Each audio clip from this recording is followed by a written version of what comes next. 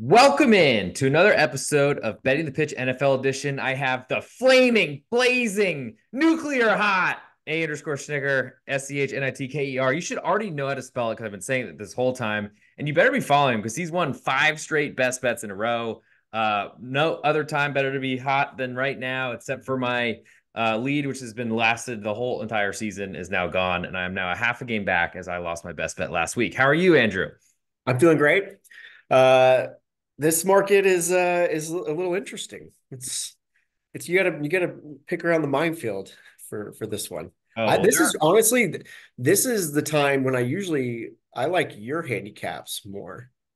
Getting behind, I like you have a better eye for the playoffs. I'm not gonna lie. In previous years, Thank you. I hope to continue that, though I do want you to win as well. I think it's mainly next year, and please, when we do this podcast, any of you listening, if you're on Apple Podcasts or on Spotify, leave a 5-star review. If you say something NFL related, I'll have A_SCHNITKER read it. Hopefully it's nice, but honestly, I don't care if it is or if it isn't. I just really want a 5-star review, so go do that, please. And as a thank you, 5 stars for 5 straight winners from A_Schnicker. And if you're on YouTube, please hit subscribe because I guess that's not as important of a 5-star thing there because I don't think that happens. But yeah, next year, just remind me, don't just always look at which quarterback is playing which, decide which one is the bad one, and don't bet that team. And that's really going to be my goal moving forward. that's However, we simple. now are at the NFL playoffs time where we get to do every game on the card, which is sweet. A 6-pack as always, but they actually all matter. No Thursday night awful games or anything like that. So I'm pumped. And then we're gonna have best bets end of show. See if Schnick can go to 6-0, 6 in a row, or see if I can find a way. Maybe he'll push this week. I'll win my best bet, and then I'll get back to even as we move forward. I don't know if we've decided on the winner's prize, but it might be that you just buy me the next round of Hurricanes at Pat I O'Brien. owe you a drink. As we were departing New Orleans, I said, "Man, I never got Griffin back." It's all good. Probably just dealing with me over a lifetime is probably worth it. But we'll start at best bets coming end of show, so stick around for that. We'll do. I don't have a TikTok camera yet, but we'll figure out something to get it on Instagram. As always, we'll start with Cleveland at Houston. Give me your number, City. So I had Cleveland as a one. Let's go 1.5. I had them as a 1.5 point favorite. Did you total as well? I did not do total. Okay, so So I had Cleveland a half a point favorite with a total of 39. We opened Cleveland -1.5, total at 43.5. We're now up to -2.5 with almost all the juice right now on the Cleveland Browns with a total at 44.5. So the market thinks there's going to be more scoring than I do, and market seems to be back in Cleveland. And I guess this one looks like it's moving to 3. I, yeah, I mean, I guess we would have to be sounding off the alarms if it moves to 3 because yeah, it's very soft 2.5. Um, that's interesting. Very interesting Why would you have to sound the alarms? because that feels like a bet. Getting at a key number. Unless we have this breakdown and we decide, okay, what are we missing here? So these two teams played just a couple weeks ago. You can't really take much from it because Right. Houston did not have CJ Stroud in that game. Um, I think the Browns offense can travel. I think it can travel just as well as it did last time. Was this Amari Cooper going crazy as well? All I know is a big blowout. The Browns have had some of those as of late, but Yeah. not a ton of them. Considering everyone in the world thinks they're going to win the Super Bowl, which I would say to like kill the Jets, slow down the Jets, pump the brakes, Yeah. whatever we're doing on that one. I don't really see that necessarily in a lot of road games coming Cleveland's way. Houston, of course, we all watched on Saturday. That was like the main game that actually mattered because Baltimore wasn't trying against Pittsburgh. Houston had a great start to the game, a nice play action, deep pass, and then kind of went into a little bit of a shell. Struggled with Indianapolis, but it was on the road. It was in a winning you're in type of game. But now Cleveland, who took last week off, part of your best bet winner was one of the legs of the teaser was the Cleveland Browns. It was anti-Cleveland betting on Cincinnati and Jake Browning plus his girlfriend, wife, whatever woman in his box's bodysuit. Anyway, that's the cat for the Bengals, by the way. It's a family show. But I think Cleveland took the week off. Maybe they're rested, fully ready to go, but getting blown out by the Bengals can't be a great sign as we head forward. And I another bad sign to me is Joe Flacco and his inability to stop turning the ball over. Yeah, that's going to hurt them. Do you buy into this whole Cleveland Browns defense doesn't travel? I know we're jumping around from place to place here because you did talk about the offense. I don't So mind. I don't mind jumping. We just got to make sure we get this all done in a reasonable time. But I mean, the Browns defense, to me, they can rush the passer, or at least they can get penetration on the defensive line. I don't really think it matters too much where that is occurring, but I guess I would expect it to be a little bit more difficult when your opponent is at home and isn't on a silent count. right. So I still am a big fan of the Browns defense. I pushed back the splits, as we can call it here, with their road home performance. I I mean, I really like this defense. I think, the pieces around it are in the right spots for this type of matchup. And I I was not impressed with the Texans offense on Saturday. I felt like it was gettable. I felt like they just weren't making the right decisions. And not necessarily performance wise. CJ Stroud was on for the most part. It just felt like the passing game wasn't being pushed in the right buttons weren't being pushed in the passing game. And I think that's what you're going to have to do here. You're going to have to get it out fast. I think Stroud's comfortable with that. Um, I He also think, has a little bit of a Russell Wilson tendency, though, from his good old days in Seattle. yeah, I feel like he evades the rush pretty well. Which, I mean, if Houston can't block the Cleveland D line, then this is not a good bet at +2.5. Even if it moves to 3. sure. That's the way I'm leaning at this point. I do feel like there's a fairly good possibility, though, that Houston is able to move the ball at home. Their D line looked really good against the Tennessee bad O line weeks ago. I don't know how it's going to necessarily compare to Cleveland, and that's my next question. What do we think about Cleveland and offensively? Because Joe Flacco, I mean, he's thrown a pick in every game he's played. He's averaged 1.5 on the road actually, and 1 and 2/3 at home. So interceptions per game. So when you lose a turnover battle, you lose in the NFL. I would expect it to be even worse in the playoffs because teams are usually somewhat capable. And I feel like there's going to be turnovers. He threw 2 picks in a 14-point win on Christmas Eve. I think that was the Amari Cooper game. But it was a 36-22 win. Probably some garbage time points from Houston because it seemed like a blowout. It was barely on red zone when I was watching. But I think turnovers are going to be huge, and Flacco's going to be the one turning over because that's what he's done ever since he came back into the league. Oh, Kevin Stefanski, I've always appreciated the identity that he's tried to do with the offense. It was mostly set up on the run game, similar formations where you're not sure if it's going to be a run over pass, and then it would open up, after defenses were sucked into the run. It's been a little bit different with Flacco, where we've just had like this kind of gunslinger type offense. I think you saw some, yes, the Colts were able to run all over the Texans in spurts. That second and third quarter, the Colts really found something and were just able to gash them. Yep. But this Texans defense, especially on the ground has been very good to end the year. And I think that they'll focus on shutting down any sort of run game. And like you said, leaving Flacco susceptible to turnovers. This one I'm agreeing with you feels like a lean more towards Houston, especially. I mean, it's a cheapish buy, depending on what your book is right now to get to 3. But maybe we'll get there naturally since we're recording this on Tuesday night. Yeah, I would expect, especially with the Bill Simmons of the world, and everyone basically saying that Cleveland is your dark horse long shot.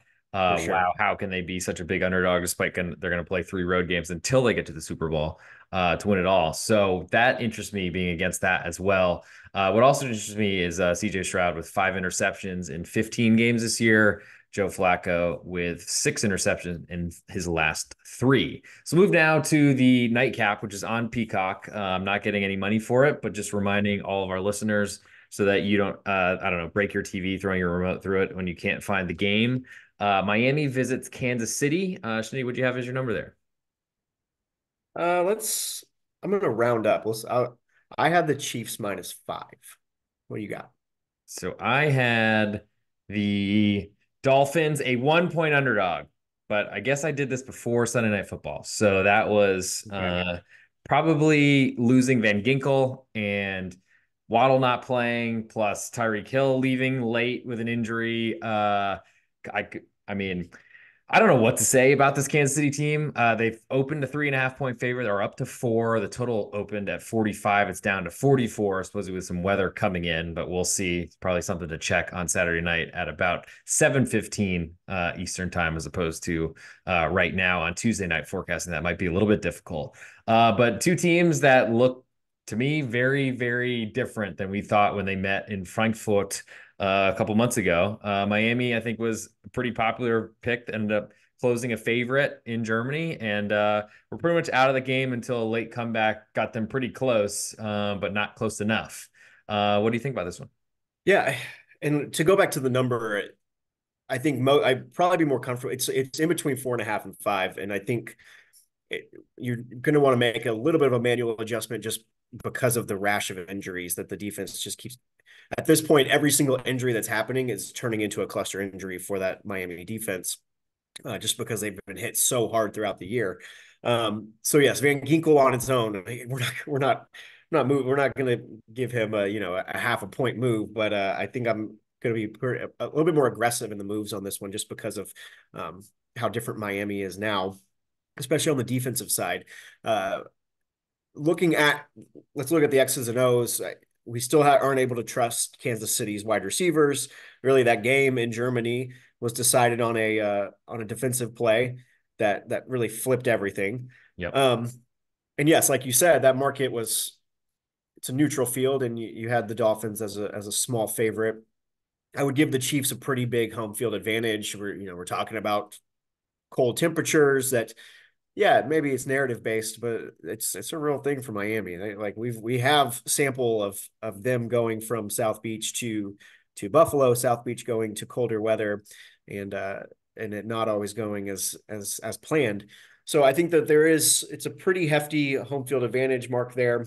Um, and I think the Chiefs defense, like that defensive line is also, that's probably like, if we're going to talk dark horses or the uh, sneaky defensive line that I like, it's them. Our former Longhorn Charles Omenihu has been pretty decent. Of course, uh, there's several other decent players on the defensive line. I like Steve Spagnuolo as a defensive coordinator.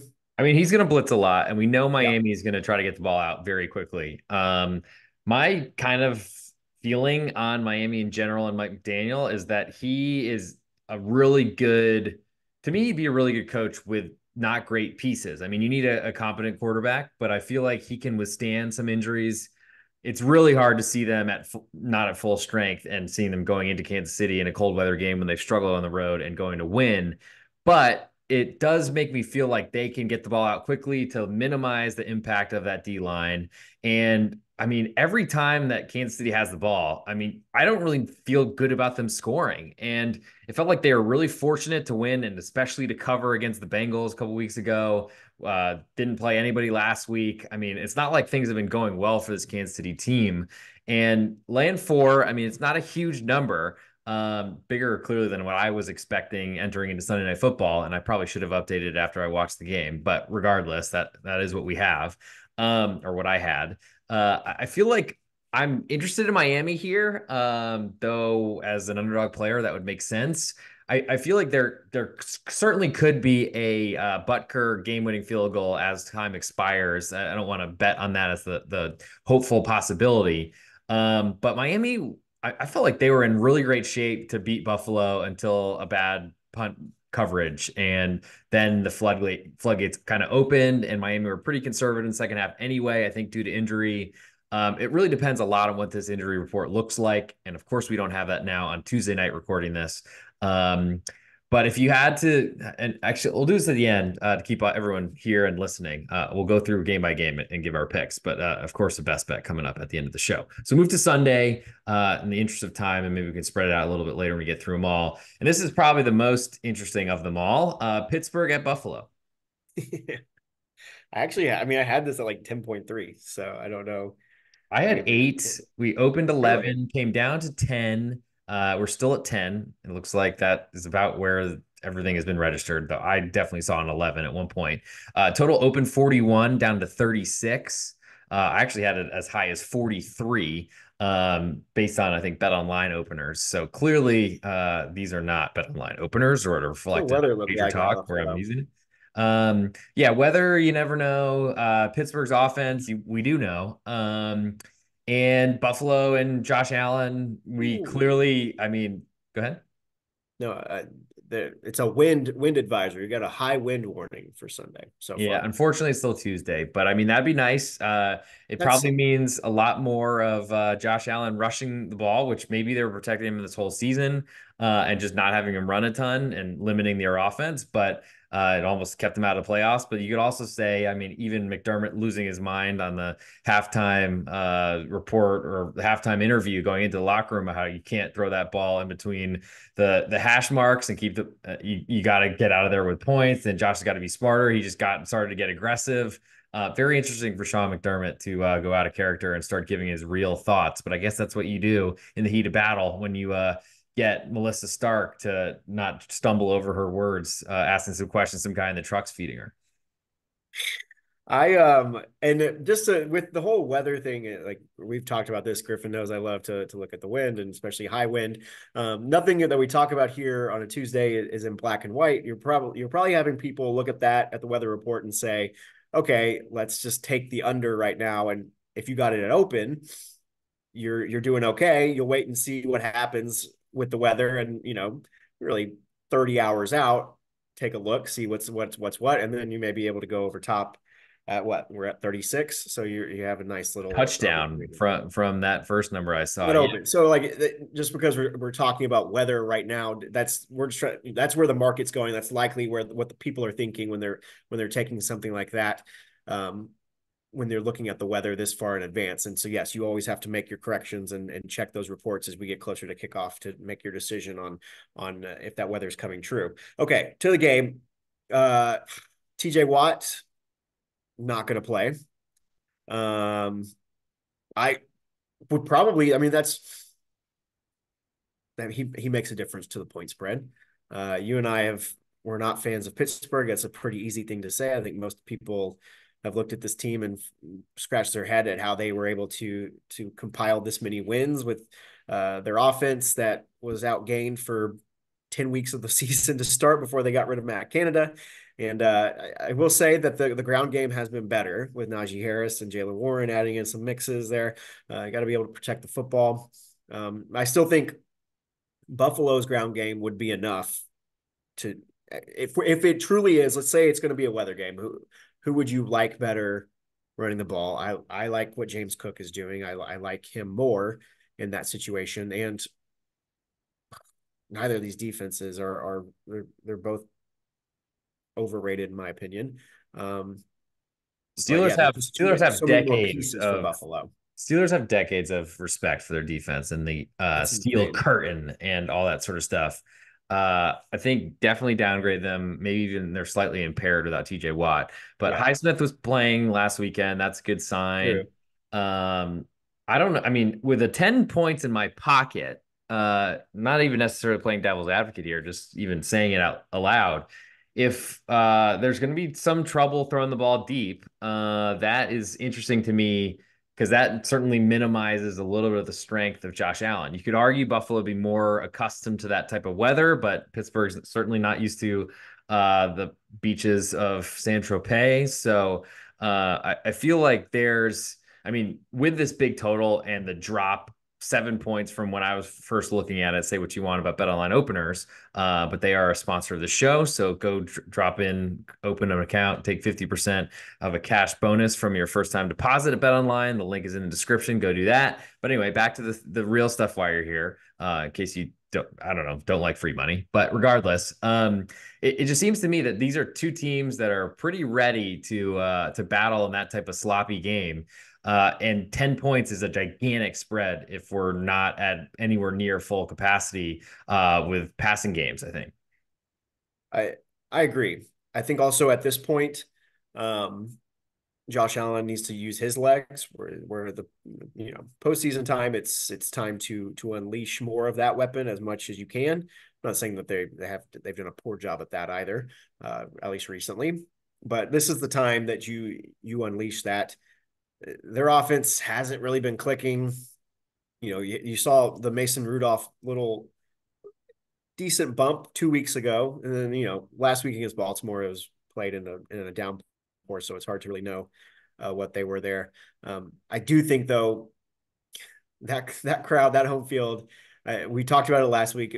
The idea of backing Mason Rudolph when it's not in a neutral game state, where if he's having to chase points, if they are find themselves down 10 points early, that's not going to make me feel warm and fuzzy having a +10 in my pocket. Yeah, I don't see a comeback here for Pittsburgh. I feel like they're gonna have to start well, which I don't know if Tomlin's a receive the football type of guy, but falling behind early, or once they fall behind 2 possessions, I think then you're in big trouble. If that's a 14 as opposed to a 10, even more concerns. But we'll move now to Green Bay and Dallas, and we'll circle back on these games later. What'd you have for that one? Just 8, just a little bit over 8. As unsurprisingly to everyone, I do like the underdogs here. I had Green Bay a 6-point underdog with a total of 44, which is low. Looks like we have Dallas open to 7-point favorite. They're up to 7.5. Total was 49.5. It's up to 50.5. I guess the market out there is not really loving the incredible performances from Jordan Love against the out of the playoffs Vikings and out of the playoffs Bears back to back. Yeah. I guess last week I spoke poorly of Jordan Love, and I should How I should dare walk it you? back. I should walk it back a little bit. He's Well, I been bet poorly against um, him as my best bet on this show, so that was I know. disappointing. Though the Bears Well, had that every chance to cover I that game. was My about to say, God. let's blame Chicago for that one. I don't know if you were the Or wrong the one. refs just allowing people to hit defenseless sliding quarterbacks and it True. really changing a most important drive of the game. But anyway, Um, the Green Bay's offense, they'll be able to have success. We've seen Geno Smith have success down the stretch. Detroit, that game was different and a little bit lower scoring, but Detroit matchup wise, they can move the ball. I think Green Bay will be able to move the ball. This is Jordan Love's first playoff opportunity. uh-oh. Home field at the Cowboys Stadium is a little bit better. I don't know about They you, but my been winning first there. time was not exactly the smooth operator I was hoping it would be. So that does worry me a little bit more about Jordan Love. Anyway, carry on. Yeah. I think that this line is going where it is because of the other side of the ball. That Green Bay's defense with pieces at the start of the year, if you were just look at the depth chart, if they're all healthy, I'm saying, yeah, okay, I could get behind this defense. But the current collection that's playing and playing major minutes is just not ready to beat this offense. Even if Mike McCarthy uh, gives him a couple free rolls during the game and messes up some coaching Coaching decisions. edge. I think you go to the visitor here. You think? I'm not. I mean, I'm not a huge fan of Lafleur in general and some of his decisions, I but think we know what we're going to get from them, which is they're going to run the ball as much as they can. If they have any success, that's what they're going to keep doing. I feel like Dallas has some limitations in that area. I think Dallas, when they get ahead, why they win by so big at home is they get ahead and then they rush the passer and yeah, get home very quickly, easily, all those sort of things. I don't know that I love the Green Bay defense or their offense necessarily.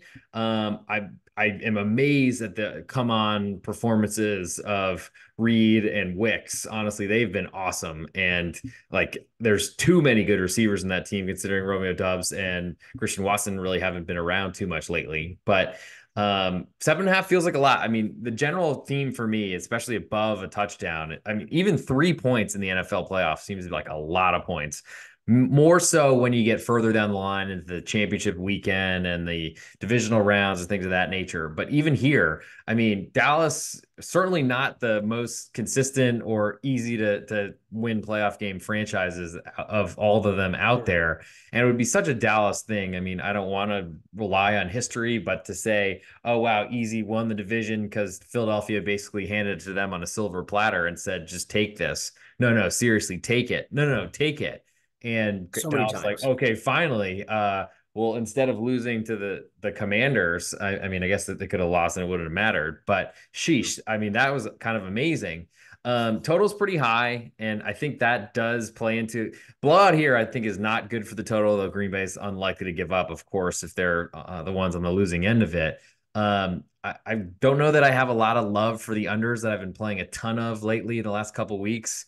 Somehow to the plus side of the world, but a lot of them losing and dying in really horrible fashion, as most unders do.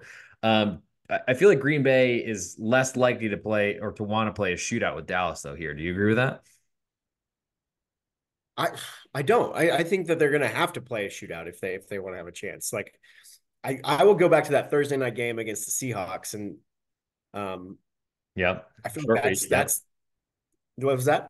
Short week. Yep. Uh-huh. Yeah, short week. I think that that's like you said, the wide receivers for Green Bay. It doesn't seem to matter who's back there. Love is able to get them the ball, and yeah, they may actually have a collection of guys that I don't know who's like the dude. I don't know who's like, oh, this is our clear cut number one guy. Maybe you have a whole collection of number twos that are going to spread out and be in the league for 10 years and be like, oh yeah, that guy was a really good second option. But Love's been finding them no matter what, and Wicks has been I mean, that is the Packers doing way great. with the Donald Drivers and the Jordy Nelsons That's very of the true. past. You can't really put your best corner on one or follow some guy across the field because you don't really know where it's going. Um, I feel like a shootout though makes me pretty concerned that Green Bay is able to keep up offensively because I think just the way their coaching staff really wants it is that LaFleur wants to run the game, run the ball. He's done it even with Aaron Rodgers as quarterback, so I imagine he'd do the same thing with Jordan Love in his first start. But I think in the interest of time, let's move. Unless you got one more thing you We want have to say. time. I think we might have a little bit more. Let's Okay, go but ahead. the one Go ahead. counter I want to go back Go ahead. with, yeah, I do think that it's a similar recipe where you maybe you're going to get the ground game going. That's where Dallas has been able to leak a little bit. I also think though, like Green Bay could pick up chunk yardage running the ball, and then you're still into a an offensive type game. Uh, yeah, I don't think you can look at your defense and say yes, we're going to be able to get many stops. So, what other option do you have? Interesting. Okay. I mean, Dallas's rush defense seems to be the spot to get to them. I worry about the passing game, Yeah, though. I guess if you're keeping them off balance, they don't know the pass game's coming. Then Micah Parsons, not Chandler. I finally got that right for the first time this year. Then he's not just bull rushing or just going around the outside and using his pace, speed, whatever, slender ability, rocket. So here we go. Here's our time limit coming up. See, I thought we might need to be a little quick. Still got two yeah, games all left. right, all So right. we'll move to the Rams visiting Detroit in the interest of time. What do you got there? I got the Rams or I got the Lions as a 2 point favorite. Ooh, I had the Rams as a 5 point underdog with a total at 47. We are so far off, Griffin. Uh, it opened Detroit -3 with all the juice. It's still there, looks like. Yeah, Total is 51 and a half, and it stayed there as well. I guess it got up to 52. It came back down. What do we think about? I mean, seems like a very short price for Jared Goff and his home tendencies. that is true. The golf experience should be full force in the positive side on this one. Especially considering the Detroit Lions were a 3.5 or 4 point favorite at the close to the Vikings, who are, as I mentioned already, they are on the couch this weekend or on the sunbed. Sam Laporta, that sucks. That situation sucks. Maybe you shouldn't have played Um, it. that's such Dan Campbell. Like it's so Dan Campbell logic. It's really dumb. Um, No but logic whatsoever. it put money in your pocket because It did. I mean, I'm glad that he was just really going all out for it. even when I Nothing. was talking, And you were like, yeah, that's not for me because I was like, okay, surely he's not going to play him the whole game. Like it's going to be the literally fourth no quarter. kneels. No kneels. Like They were it's the running fourth plays quarter, till he's the going to end. pull him back, and then that's it's a backdoor wide open type deal. Wow. But no, you stayed strong to your convictions, and it was rewarded. Yes. Um, Thank you. I really like this Rams team. And I can Stafford's been real hot. I'll say that. uh, And they have I mean, who knew a Carson Wentz QB power package they could use as well. Kyron Williams has been amazing. The wide receivers, they did it again. The defense is still a concern. I just think this matchup in general, works pretty well if they're able to get pressure up the middle on Goff. I mean, Like with Aaron every Donald, that should be doable. that's what we. I mean, yes, it's one of those very simple kind of like, oh, you gotta, like I said last week, you gotta convert in the red zone or the green zone. Well, yeah, no, of course you do. This price seems very, very cheap, and it feels like everyone in the world is going to be on the Lions. I yeah, it'll be a great invite. Detroit getting a home playoff game. It's been a couple years, but yeah, the fun narrative part of Stafford going back. What's not to like? This is like the trade matchup, and we're getting to see it again. I mean, yeah, this I'm a big fan of the Rams. This may be something we get back to in just a couple minutes, I guess. Ooh, interesting. Because to me, it seems like a cheap price, probably for good reason. A lot of people are buying into the Rams. They have one of the best coaches, it seems, that's in the game today, maybe of all time. And they have an offense with Aaron Donald on defense, and they've certainly outperformed expectations. Feels very cheap. Detroit were able to really, or was able to control the line of scrimmage against the Vikings, who I thought were a decent defensive line, but then had some injury stuff. And I thought we're in a game at Dallas, but it's very different winning a game and covering a spread as a home favorite than you are just hanging around as a 5 point dog on the road. Total's pretty high, so I think you see that it's probably a reflection of Detroit in their dome playing well and throwing the ball well. But I think to your point, Matthew Stafford not so bad in been really hot lately. Got last week off and certainly would be able to throw it better in a dome as opposed to the outdoor Detroit weather. So let's move to Monday night, and then we'll go through do our best bets. We'll do a pick for each game, and then a best bet at the end. Philadelphia visits Tampa Bay. What do you have for the number there?